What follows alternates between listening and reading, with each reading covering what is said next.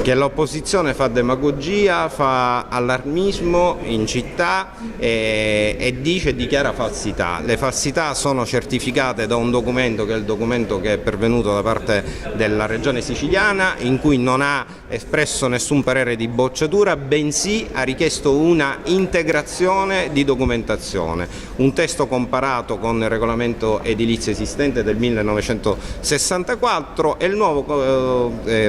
regolamento edilizio adottato dal Consiglio Comunale, e ricordo che è stato adottato dalle forze di opposizione ed è stato adottato dalle stesse forze di maggioranza, di quelle forze di opposizione che oggi fanno una conferenza stampa inutile. Ritengo che non sia il caso, in un momento in cui da più parti c'è una maggiore attenzione sul rilancio del comparto edilizio, quando questo Consiglio Comunale, questa amministrazione hanno adottato un primo atto importante, fare dell'inutile allarmismo, piuttosto che incoraggiare il comparto edilizio. Chi veramente è responsabile ed assume ruoli istituzionali in questa città non può fare il gioco contrario, il gioco della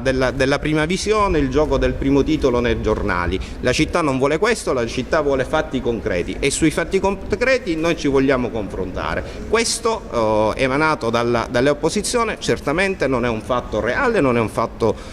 concreto. Oltretutto ieri ho parlato anche personalmente col dirigente dell'assessorato territoriale ambiente Dipartimento Urbanistica, che anche lui mi ha detto telefonicamente che la Regione non ha assolutamente bocciato e non ha volontà di bocciare l'atto del regolamento edilizio. I tempi: settimana prossima avanzeremo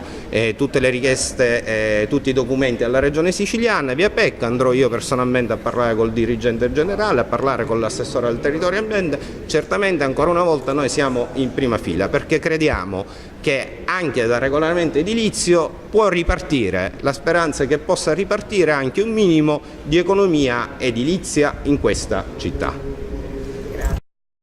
Il Consiglio Comunale ha approvato un regolamento edilizio che ha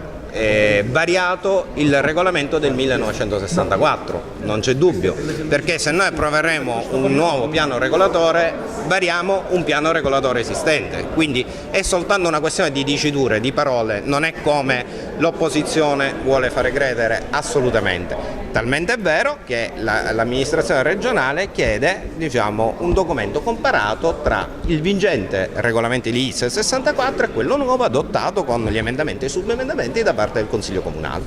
Un piano regolatore della città metropolitana